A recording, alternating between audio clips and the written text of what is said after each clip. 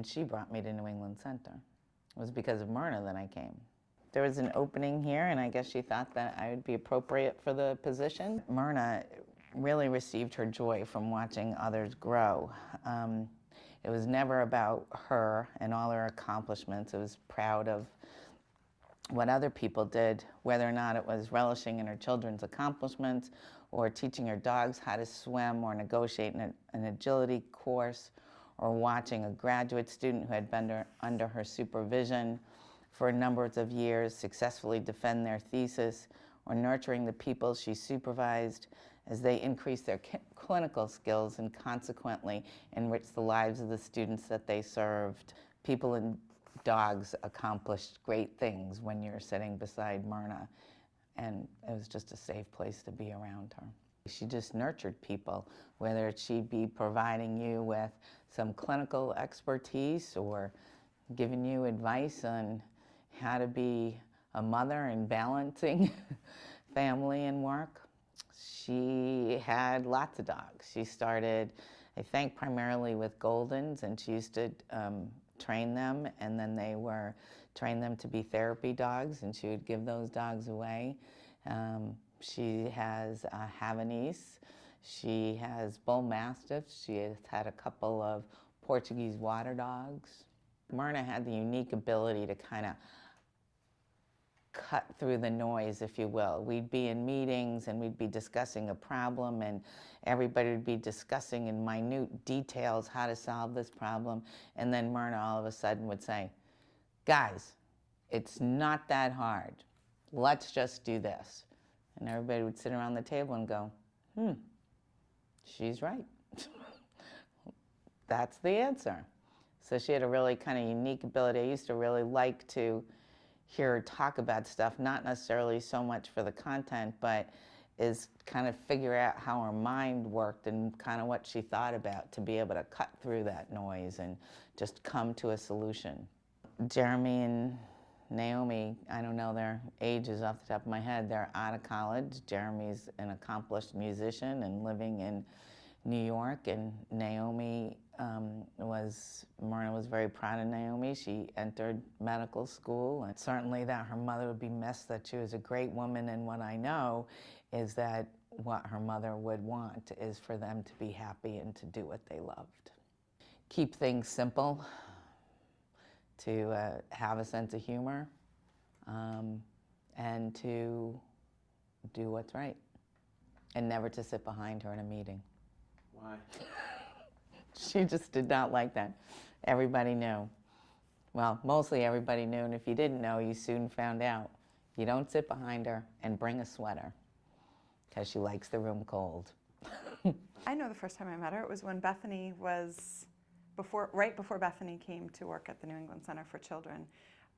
Renee Mansfield was my clinical supervisor, and she went on maternity leave, and I was the coordinator of Newcastle Road, and we had a number of students that moved on the team that were pretty challenging, and we didn't have a clinical supervisor, so I was scheduled to meet directly with Myrna Libby, who was the clinical director of the school at that time.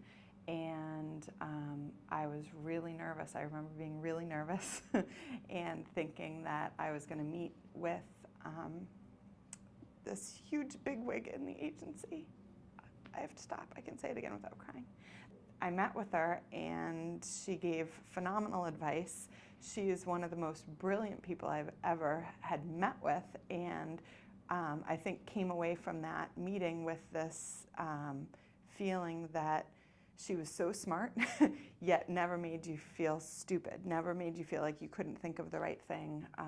So that was my first contact with Myrna. She was wonderful to share an office with. She was great. She made me laugh. She was a wonderful supervisor. She was a constant source of support, and one of those people that you could come to with any question that you just couldn't figure out how to solve, whether it was, I remember Rick Graff was in the office and would ask her advice on parenting and how to get his son Christopher to sleep at night, or how to train your animal, your pet at home. she was way more than just what she did at work. She was always more than what she did at work. Myrna was one of those people that she was so efficient and so good at what she did that she could always keep the student's best interest at heart and come up with a solution that was based on the kids, yet also bring this huge wealth of knowledge about everything so that anyone that worked with her or knew her could really go to her to ask a question about anything. Animals, kids, life in general, as well as what was going on with the students and work. She would sit at the end of the table and not necessarily make eye contact with whoever was talking or presenting. She always had a pad of paper in front of her and she was always doodling. And I remember classmates saying, oh, she's not paying attention, or she's, so scary, she doesn't like what I'm saying.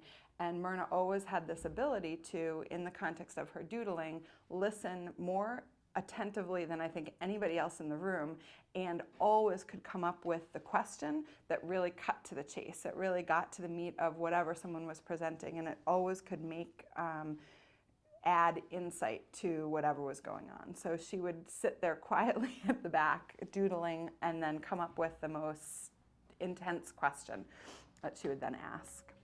My hope is that Myrna has influenced so many people at the center so much that in her absence we'll be able to share and take turns at coming up with the question that Myrna would have asked, and that together we'll be able to come up with a solution that she would have on her own been able to come up with. She pulled everything together and was this overarching, I guess maternal figure to everybody. Oh, maybe not to everybody, to me, to a lot of people, I think, whether it was as a professor, as a thesis advisor, as a dog trainer, as a parent to her own children. She just had this ability to, be what hopefully I can be someday as a parent. I just remember Myrna being on the phone, on and off with the kids, and just the ease that she could transfer from work to her children and not miss a beat. And that her kids were always her top priority, yet it never interfered with work. I'll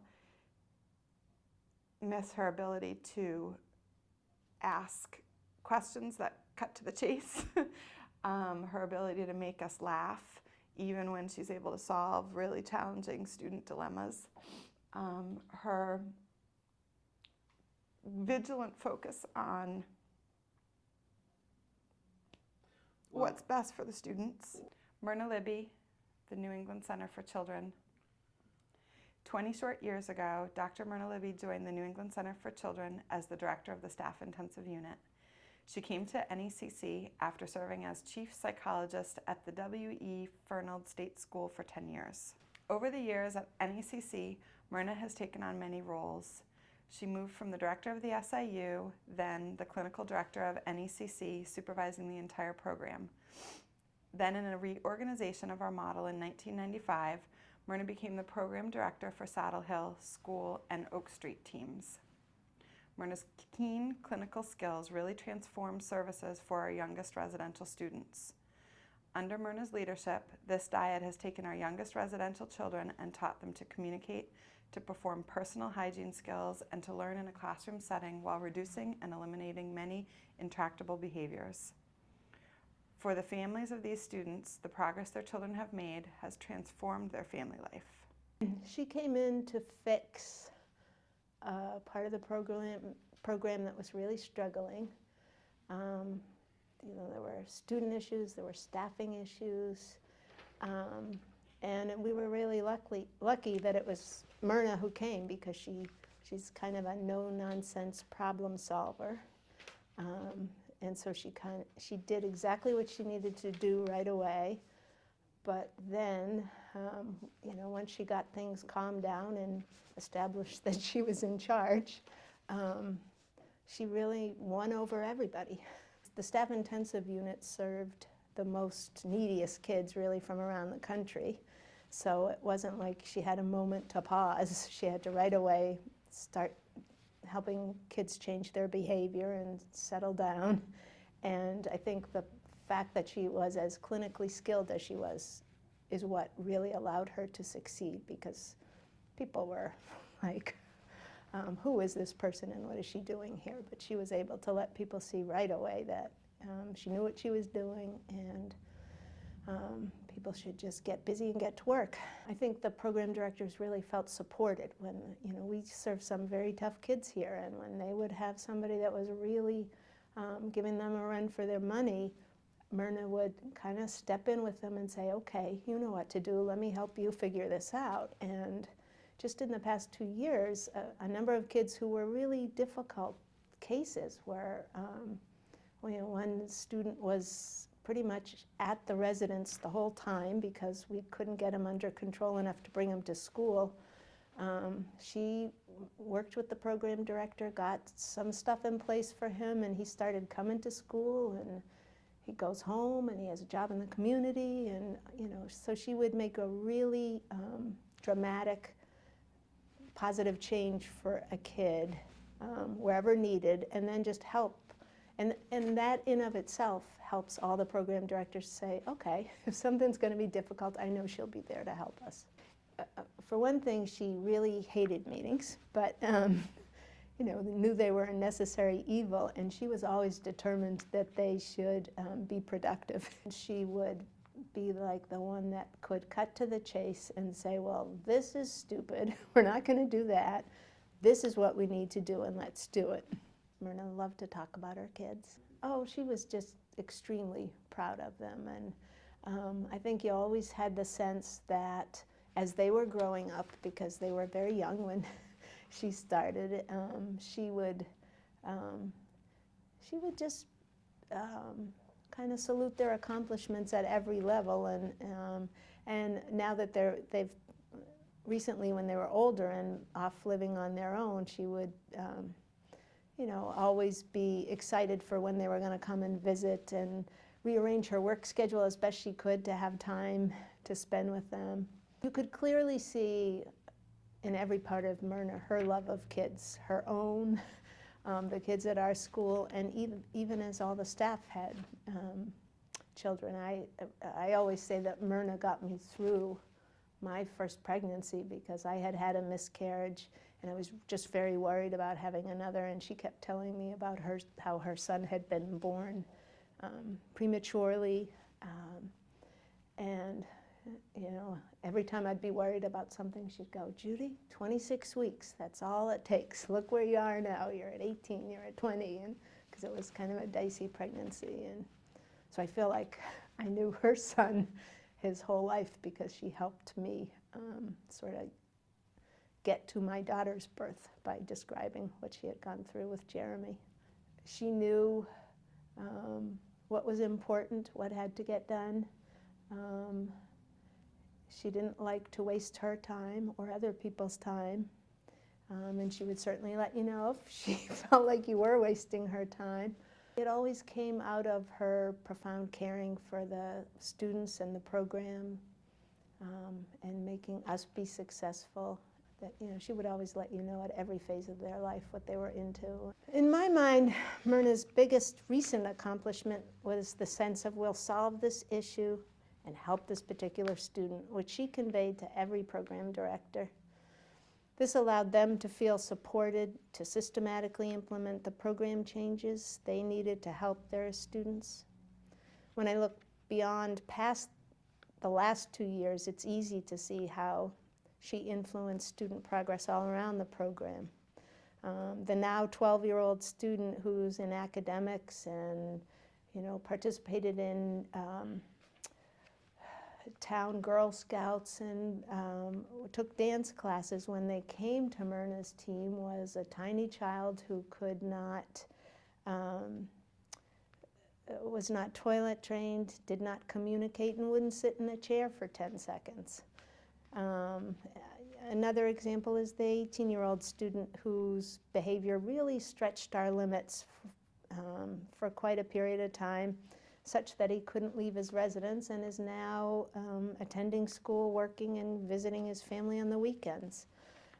There's just many more examples of that clinical expertise, that her clinical expertise impacting our students. What will I miss about her? Every day I miss her presence. Her flying through the first floor in the morning to say she's here but busy, so don't bug her, please, for a while. I miss her call right before a meeting we'd have, that if it wasn't her favorite, to ask if we really did need her to attend. And of course we always did, and she knew that. And most of all, I really miss how she wasted no effort in cutting to the chase and telling whoever what she really felt about the issue in a respectful but often funny manner. As a program director, she provided clear leadership to her dyad with just the right amount of support, supervision, and professional stimulation to her specialists. Finally, we've come full circle, and Myrna is again the clinical director of the New England Center. NECC has experienced tremendous development since 1995. Our research, clinical and educational programming are sophisticated and cutting edge. Myrna has been key to this transformation. She's played a pivotal role in the strengthening of our application of the principles of applied behavior analysis in this setting. She has developed numerous critical policies and procedures at the center, from protective measures to peer review to preference assessment. She's published important research and taught in our graduate program. Under Myrna's leadership, we will continue to strengthen our clinical and educational program. Myrna was a highly valued clinical administrator who has displayed a wealth of skills during her tenure.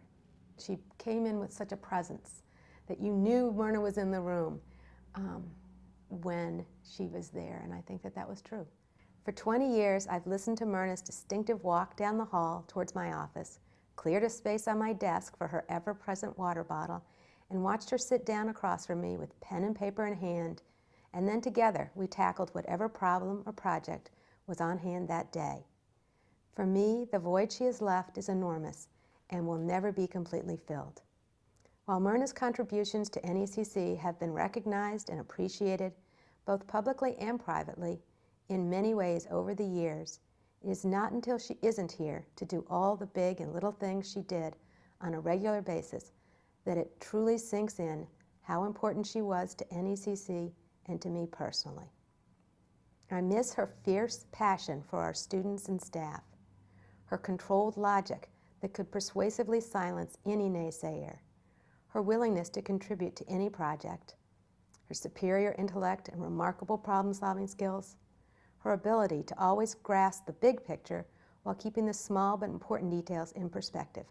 And finally, I even miss her barbed commentary that she would indiscriminately aim at any of us when she felt, can I start? Yeah, start that paragraph. Yeah. Start there, okay.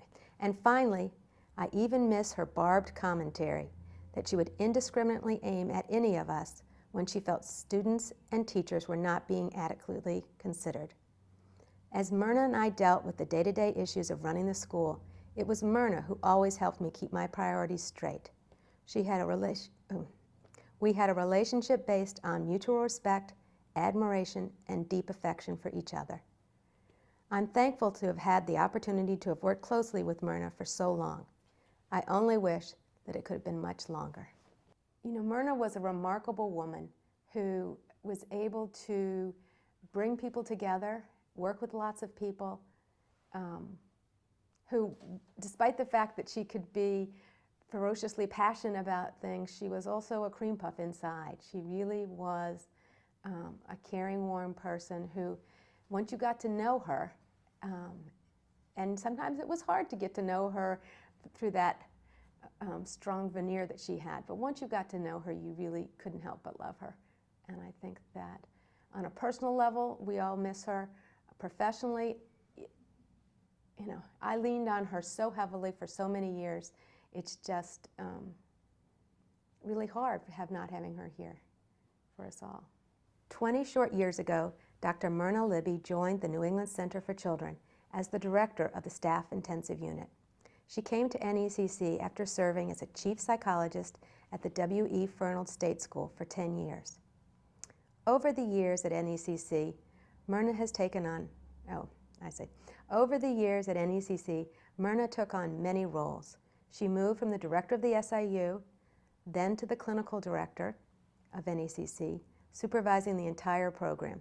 Then, in a reorganization of our model in 1995, Myrna became the program director for the Saddle Hill, School, and Oak Street teams. Myrna's keen clinical skills really transformed services for our youngest residential students.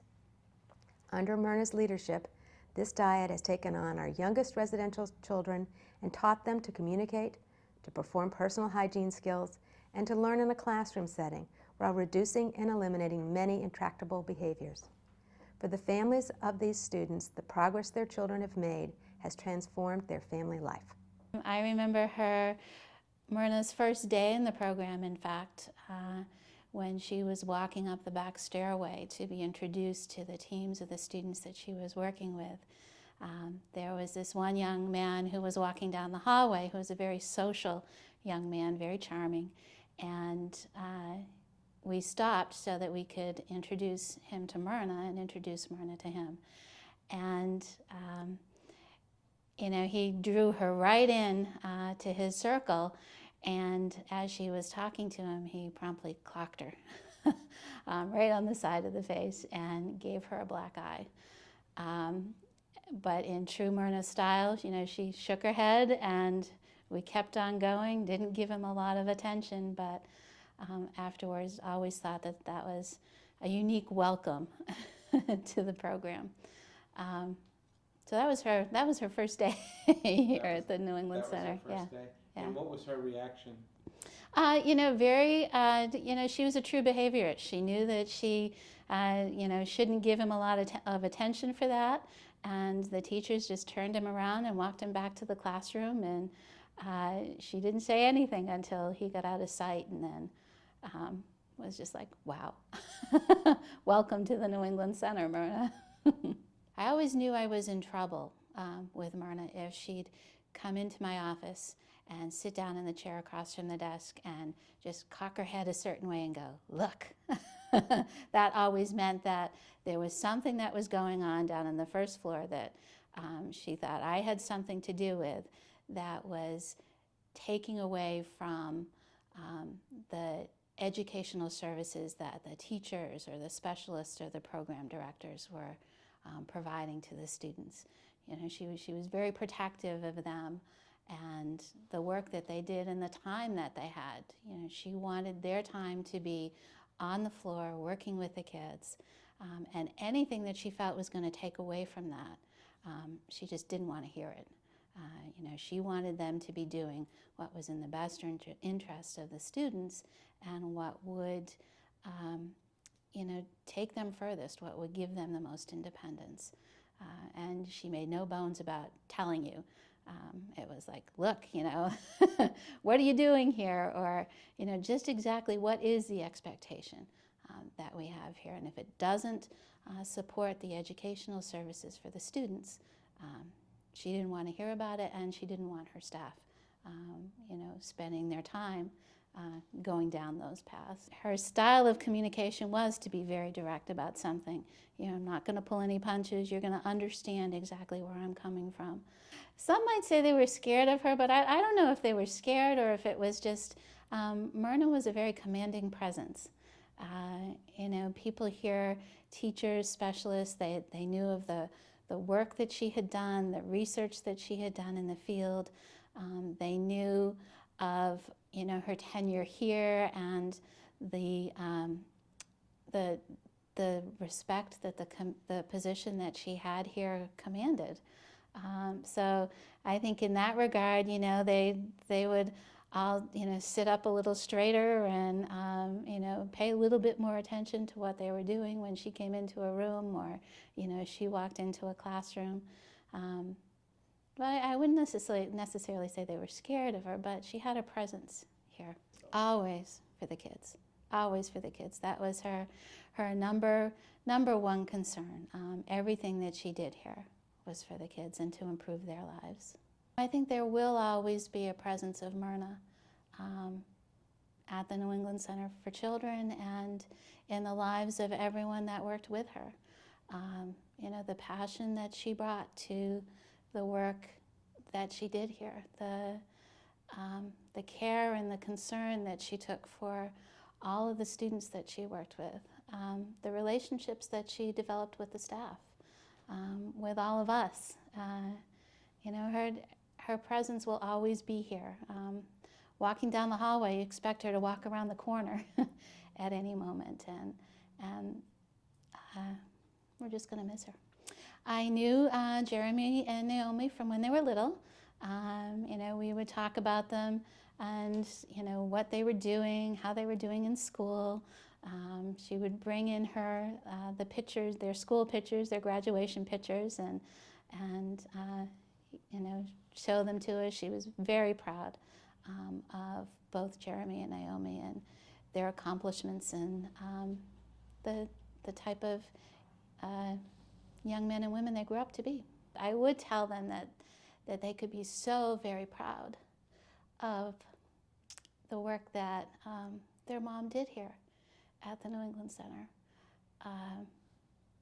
You know, she really was a force here in the program that made us all better at what we do and really helped us to focus on what was most important here in the program, and that's the kids. Pluck this moment as you would a precious flower. Share it as if it were love, and then let it go. Take then each moment as the perfect gift of life, knowing that you shall no more be able to hold it as is than what is already past. And yet I say unto you, be of good courage, for although you may not escape sadness, it is because the life that is departed was rich and sweet that you were sad. And whatever has worth and dignity and beauty is not lost. Bitter is the sorrow of bereavement, yet when a loved one passes, remember then the blessing that we have received. Rejoice that for even so brief a period of our life has been enriched and deepened beyond the power of anything to destroy.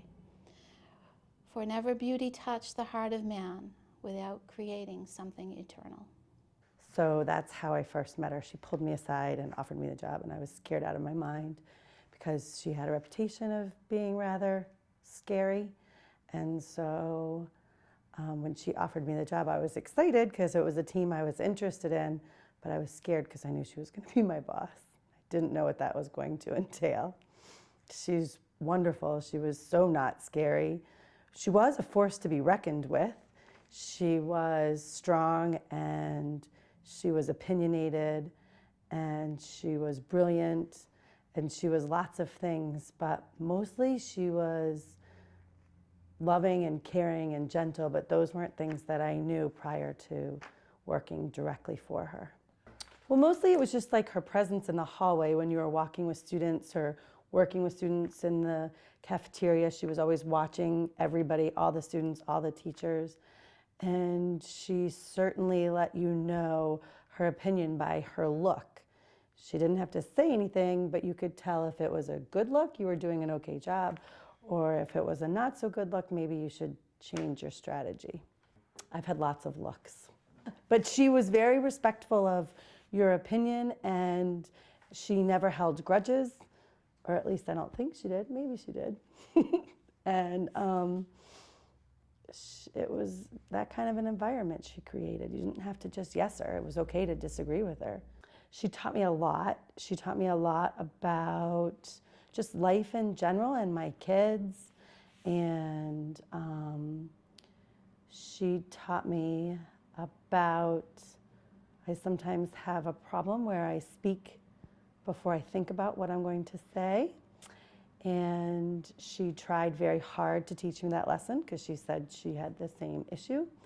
And while I certainly haven't fixed the problem, I am more cognizant of it anyway. I think sometimes she knew what she was going to say might ruffle feathers a little bit. She did say whatever she felt, and she said it in a way that was intelligent and thoughtful, And she had good, valid points. So how could you not respect that, whether you disagreed with her opinion or not? She was very interested and vested in the kids on our teams. She was very, very important to her about how they were making progress, and if they were stuck, how we could fix it.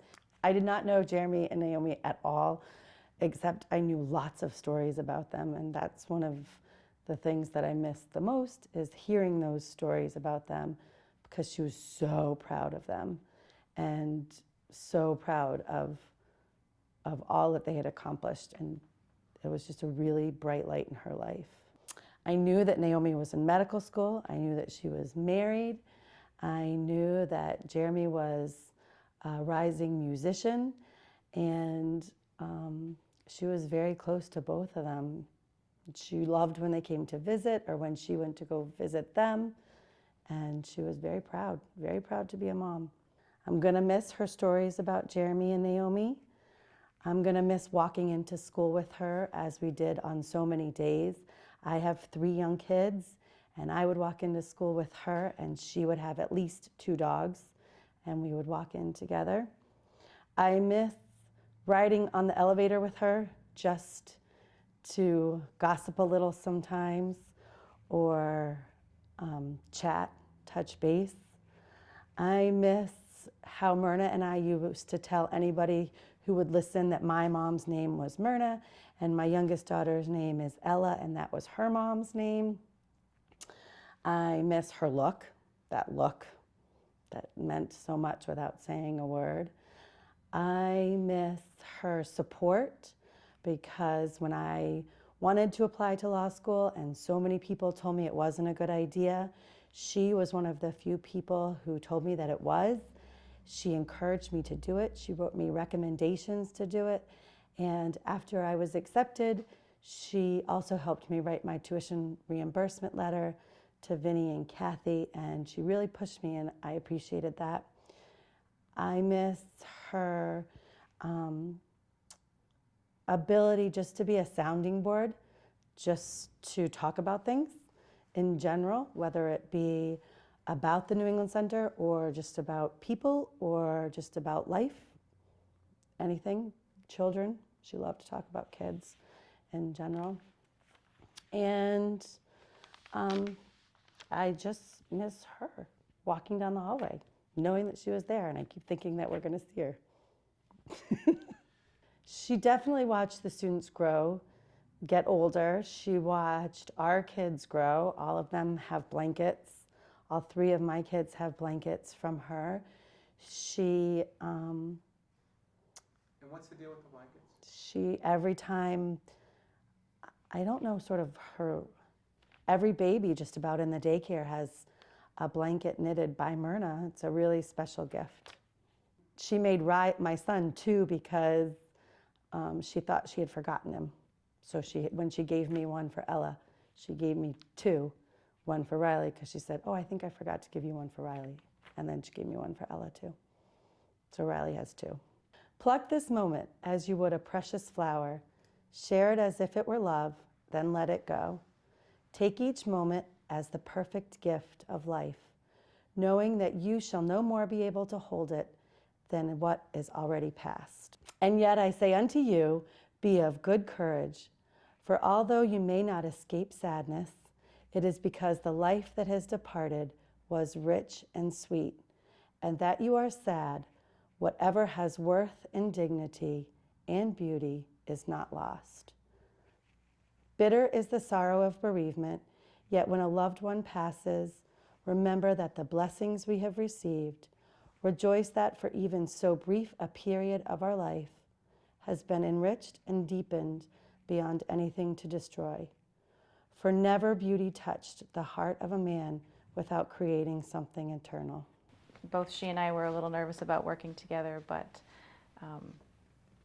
she very quickly became an incredible resource for both myself and the teams that I supervise. Deep sigh to stop the room in its tracks. She'd crunch her ice very loudly to distract people. And she was always very honest and direct. Get to the bottom line, say what you mean, and always, pushing an agenda that she felt strongly in the best interest of either the individual students or teams or the agency. She's one of the most intimidating people in this building. She was an incredible presence, whether or not you were in a direct meeting with her or if you just saw her walking down the hallway. Myrna had a presence about her everywhere she went, and she would demand a higher quality from everyone. But she was certainly intimidating. There's no question about that. She didn't always have much of a filter. So she would let people know what she was thinking pretty much across the board. Really to get to the point much sooner in a dialogue, and to say what you mean, and to follow through with it. I came under Myrna's supervision when she took the position of clinical director.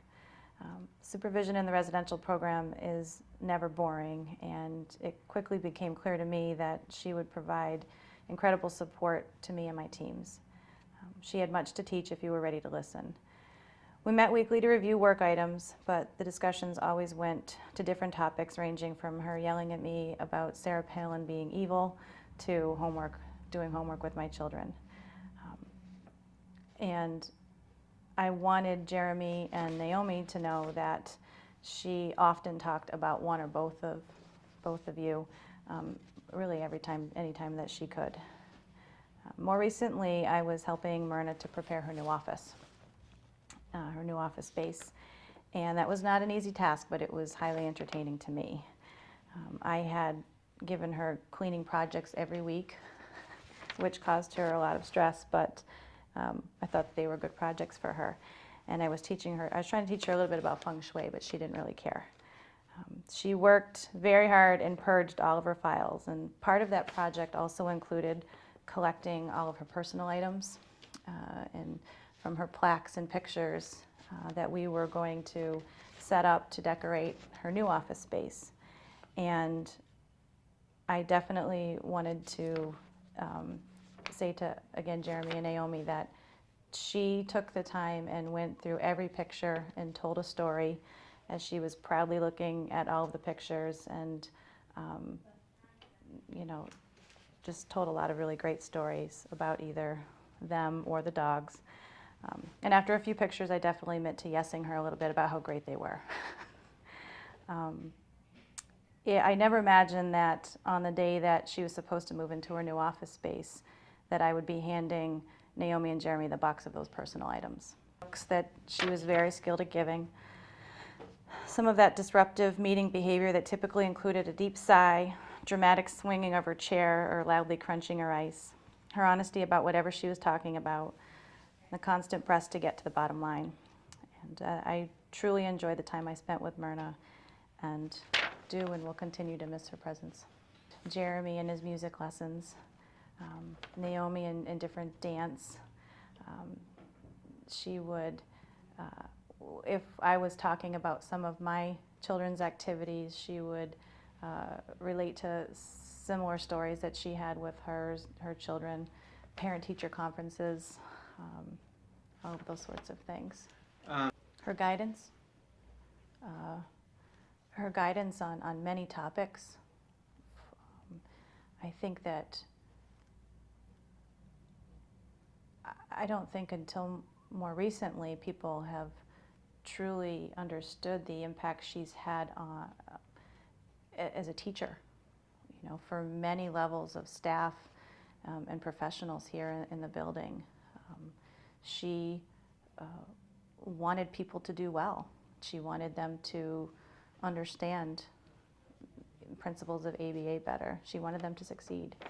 And she was very supportive on many different levels to many, many people.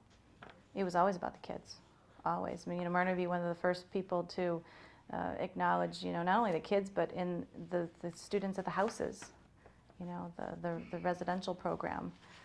And I think that that's a big piece that she was always a strong advocate for on behalf of many of us. When Jeremy was performing, I think it was the second piece at her memorial service, which was an incredibly beautiful service. Everyone who was involved in that. There were many of us who had noticed and who had heard the birds singing in one of the trees right outside of the church while Jeremy was singing the second piece that had to do with sparrows. I think the only thing consistent that we would all agree on right now is that there's an incredible empty space in the room. And we make reference to her, you know, and comment about how she might react in a meeting. But I think, she certainly would be the first one to say, the meeting only needs to be as long as it needs to be. Pluck this moment as you would a precious flower. Share it as if you were love. And then let it go. Let then each moment as the perfect gift of life, knowing that you shall no more be able to hold it as it is than what has already passed. I actually hadn't even read this, Terry. And yet I say unto you, be of good courage, for although you may not escape sadness, it is because the life that is departed was rich and sweet, and that you are sad, and whatever has worth and dignity and beauty is not lost. Bitter is the sorrow of bereavement, yet when a loved one passes, remember then the blessing that we have received. Rejoice that even for so brief a period of our life has been enriched and deepened beyond the power of anything to destroy. For never beauty touched the heart of man without creating something eternal. I was a little intimidated in the beginning, just in general, taking classes, not knowing much. Bits and pieces, people important to you, people unimportant to you. Cross your life, touch it with love and carelessness, and move on. There are people who leave you and you breathe a sigh of relief and wonder why you ever came into contact with them. There are people who leave you and you breathe a sigh of remorse and wonder why they had to leave such a gaping hole. Children leave parents, friends leave friends, acquaintances move on, people change houses, people grow apart, enemies hate and move on, friends love and move on. You think of the many who have moved into your hazy memory. You look on those present and wonder. I believe in a master plan, in lives moving people in and out of each other's lives, and each leaves a mark on the other. You find you're made up of bits and pieces of all who have ever touched your life, and you are more because of it, and you would be less if they had not touched you. Hope that you accept the bits and pieces in humanity and wonder, and never question, never regret. Bits and pieces, bits and pieces. If she had something to say, she was going to say it, and if she had something to say, it was important. Yes, she might speak first, but I think she was quick at thinking.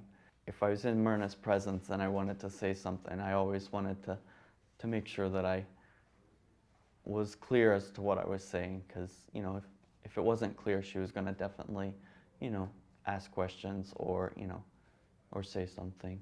She was certainly an advocate for what she believed in, and certainly a strong advocate like that is something that's going to be missed. She was a new kid on the block coming in to take over a very significant role, and was pretty impressive right from the start. She felt a certain urgency for families to abide by the treatment that we were implementing because it was going to benefit the kids, and that she wanted to, in her manner, just get the family to the point of follow what we're doing, because in the end it's really going to benefit the kids. That's the message. If you just follow our lead, it's going to result in what you, the family, really wants, which is having your kids get better. Our daughters were sharing, at different points in their history, were sharing some adjustment kind of issues, Right. and Myrna was a support for me and vice versa. But she, on a more general level, I had heard her reference frequently her kids and the pride she had in them. And in fact, just recently we inadvertently showed up at a restaurant where she was bringing her son in, And you could tell she was just, we said, oh, you know, how you doing? And you could tell she really liked to just be there around, be in his orbit. I guess the forcefulness of her personality to let's get the job done for the students. Naomi said a force to be reckoned with. 21 short years ago, Dr. Myrna Libby joined the New England Center for Children as the director of the Staff Intensive Unit. She came to NECC after serving as a chief psychologist at the W.E. Fernald State School for 10 years. Over the years at NECC, Myrna took on many roles. She moved from the director of the SIU, then the clinical director of NECC, supervising the entire program. Then, in a reorganization of our model in 1995, Myrna became the program director for the Saddle Hill, School, and Oak Street teams. Myrna's keen clinical skills really transformed services for our youngest residential students. Under Myrna's leadership, this dyad has taken our youngest residential children and taught them to communicate, to perform personal hygiene skills, and to learn in a classroom setting while reducing and eliminating many intractable behaviors. For the families of these students, the progress their children have made has transformed their family life. Myrna was a highly valued clinical administrator who displayed a wealth of skills during her tenure. As a program director, she provided clear leadership to her dyad with just the right amount of support, supervision, and professional stimulation to her specialists. Finally, we've come full circle and Myrna is again the clinical director at NECC. NECC has experienced tremendous development since 1995. Our research, clinical and educational programming are sophisticated and cutting edge. Myrna has been the key to this transformation. She has played a pivotal role in the strengthening of our application of the principles of applied behavior analysis in this setting. She's developed numerous critical policies and procedures at NECC, from protective measures to peer review to preference assessment. She has published important research and taught in our graduate program.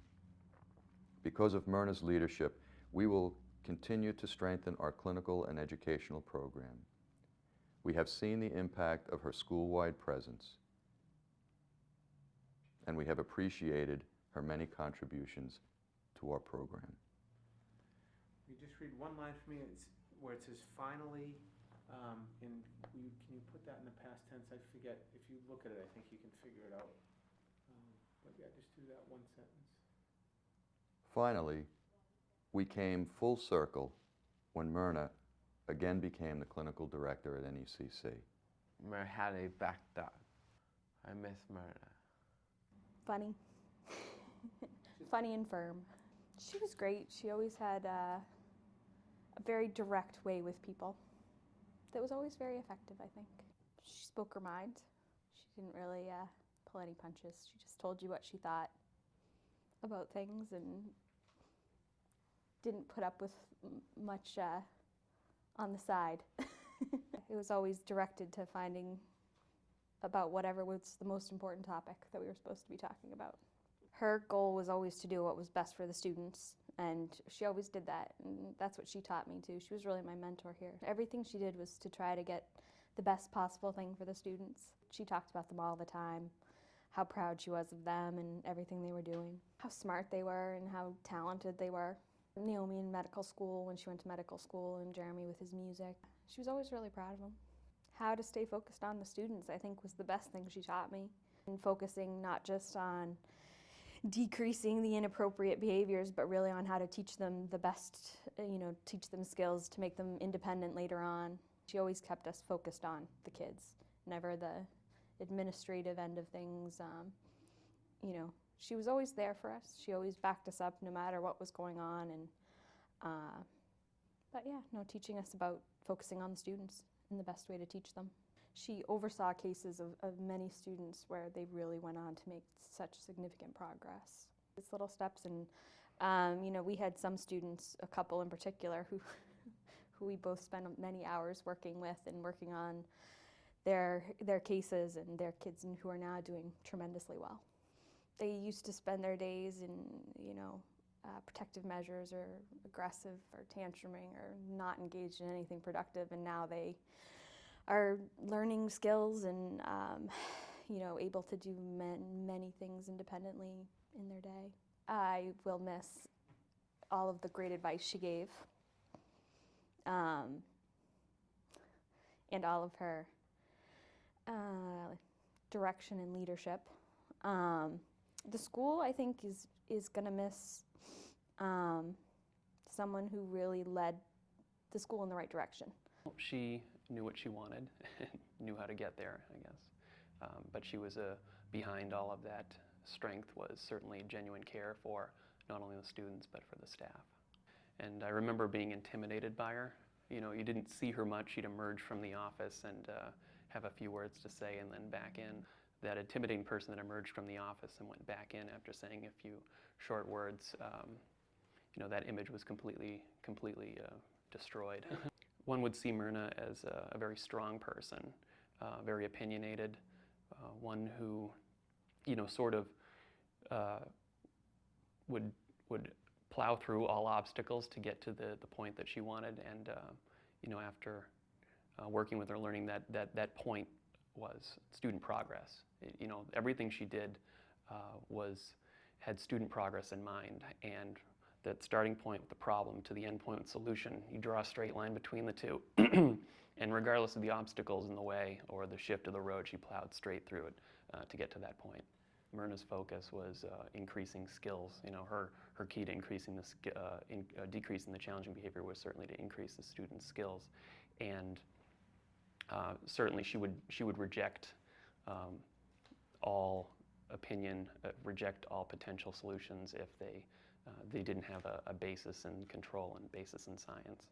Her care for the children always came first. She always wanted to improve their skill set, make them more independent. Certainly the motto of the school, you know, we open doors. You know, we do that through the education, we do that through improving independence. Certainly that was what was, you know, that was that key goal for her, is making sure the students were able to do as much as they possibly could do. And she made sure that that the people who worked under her kept that mindset and you know, followed through. Pluck this moment as you would a precious flower. Share it as if it were love and let it go. Take then each moment as the perfect gift of life, knowing that you shall no more be able to hold it as is than what it is already past. And yet I say unto you, be of good courage, for although you may not escape sadness, it is because the life that is departed was rich and sweet that you are sad, and whatever was worth and dignity and beauty is not lost. Bitter is the sorrow of bereavement, yet when a loved one passes, remember then the blessing we have received. Rejoice that for even so brief a period of our life has been enriched and deepened beyond the power of anything to destroy. For never beauty touched the heart of man without creating something eternal. If you got sent to Myrna's office, then that was kind of a bad thing because you didn't want to get in trouble with Myrna. And so that was my first kind of impression of her and interaction with her. And then over time, I started you know, going into the office of the specialist in her office there as the director, and she would make comments to me, and we would start talking, and she was just always you know, really sweet in those interactions and everything. She's a very strong person, and that could come across as being forceful at times because she often was very confident as to what needed to be done and how it needed to be done, and she made sure it was done that way. But at the same time, her motivation was always good-hearted and was always very focused on the kids and doing the best possible thing for them, and it was always centered around the kids. She was always very personally concerned about, you know, how I was doing with you know, if I was feeling overwhelmed with too much work, or if, you know, I was facing some kind of dilemma, whether it be work-related or personal. She was always very concerned about that stuff. So it wasn't just, you know, talking about, you know, the agenda for that meeting, but also making sure that everything in my life was going well. Everyone knows if you get a dog, that Myrna's the person to go talk to. And so I went to her, and she actually encouraged my husband and I to drive an hour away once a week for a year for dog training classes at a really top dog training school. And you went there, and her reputation just preceded her there as well. All the trainers just loved her and loved what she had brought there, and you could tell that that was just another place where she was a very important individual. She's a very well-trained dog, and Myrna and I would occasionally talk about some of the tricks I was trying to teach her, and how I could adjust different shaping procedures and everything like that, to enhance the training and make things come along a little bit better. Myrna was always very, very well aware of how you could use behavior analysis to better people's lives and better the lives of the kids, and that was always what it all came back to, whether it was work related, or whether it was research related, or whether it was in a class. That's one thing I found, is all the conversations always came back to how it could make life better for the kids. I think they should be really proud of her, and proud to be the children of someone that made such a big impact in so many people's lives. Mostly I'll just miss running into her in the hallway a few times a day, and her making some kind of funny face about how she was, thought something was ridiculous, or would overhear someone and thought it was silly, or thought some kid was cute in the hallway. She'd always make some kind of quick interaction in the hallway with me, and that's probably what I'll miss the most. In the later years, people didn't realize that she worked with the younger kids a lot more, and I don't think they realized how she always enjoyed the bigger kids and the more difficult kids. And I went on some intakes with her, and you knew that she was, if there was a kid that was really difficult, she'd be advocating for the kid to come to the school. So, and that's of course because she was right in there with the kid. I mean, she could have been in the background and let other people handle it, but she had to see what it was like. That's what she was with all those kids. She would get a feel for the situation by being, close and with the dangerous, difficult students. She was a lot of fun. She was not, her supervision meetings were always kind of, they were never dull. They were funny, they were scary, they were, she always got you thinking about something. If you were stuck thinking in a particular way, she always moved you off your position and made you think about other possibilities. And like, sometimes you were laughing and sometimes you were nervous all at the same time with her, because she was on top of you, making sure that you were doing the right thing for the kids, but at the same time she was very concerned about you and whether things were working out for you, and so all those things were happening very fast with her. So it was never, whenever you were meeting with Myrna, it was kind of mesmerizing. You knew you were doing poorly if she was being very careful with you and trying to make sure she didn't hurt your feelings. Then you knew you were messing up with something and you needed to fix it right away, because she felt bad for you that you weren't performing at a high level. When you first met her, and I was a supervisor with her the first few years, you were kind of intimidated by her. It was hard for me to feel that way. One time I came around a corner, and she had been working on SIU and with a lot of teams like that, and she was known as kind of a real force. And I come around the corner, and she is working with a student on the floor, a young student. She typically didn't work with the young students at that time. And I hear her voice kind of sounding like she's talking to someone or supervising someone, like she was talking to me. And she's actually dealing with this like 5-year-old on the floor playing some game, and she's lecturing about how he's taken all the Tonka toys away from her, and we got to share the toys, and this kid is laughing his head off at her. And he's basically sitting on her knee, playing away and climbing all over her, and she's giggling, and it was really hard to, she really enjoyed children. She enjoyed playing with them. She enjoyed the way they acted and behaved, and was fascinated with them, but also just very comfortable and really enjoyed their presence. She was willing to take a chance sometimes with students who were, especially when we had when I was working with higher functioning students, you know, sometimes you were always so worried about their safety that you needed someone to say, hey, it's time for this person, they're doing good, it's time to give this person a chance to succeed, you know, and that involves some risk. And she often made that very difficult, dicey call about, okay, now we're going to go to the next level with this student. We're not just going to stay where we are. We're going to, you know, take that chance and go into the community. We're going to take that vocational job. And, you know, people would always come to her first and ask permission. You know, she would make the call the other way if she didn't, but someone had to make that tough call. And she always took responsibility for those kinds of calls. Well, I think how much that she